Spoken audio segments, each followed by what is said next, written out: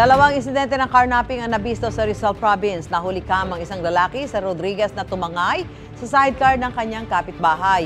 Ang isa naman naaresto sa San Mateo dahil sa pagnanakaw ng motorsiklo. Wala silang pahayag. May unang balita, si EJ Gomez.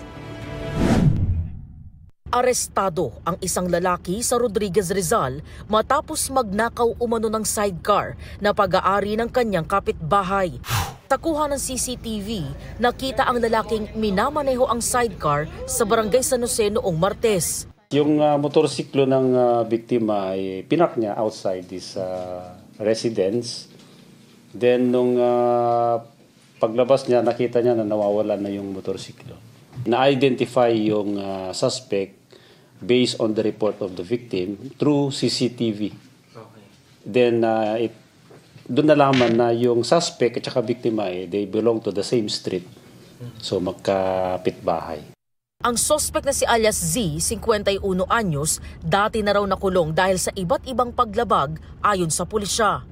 May kaso itong previous carnapping case in 2021 at during the COVID-19 ay nag-violate din siya. And may kaso rin siyang physical injury and lately, nung July, he was arrested sa kasong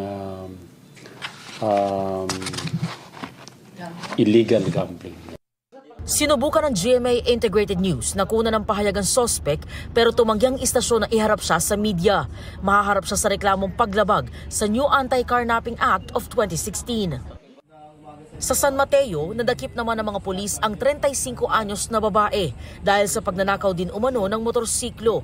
Sinilbihan siya ng arrest warrant sa kasong carnapping matapos magtago ng mahigit 9 na buwan ayon sa pulisya. Noong February, may kinarnap siyang motorsiklo sa San Mateo. Ito'y two-wheel motorcycle. Then identify din siya through CCTV. Nag-file na ng kaso yung ating mga kapulisan at kasama siya dun sa provincial most wanted person dito sa Rizal. Walang pahayag ang akusado na kasalukuyang nakadetain sa San Mateo Municipal Police Station.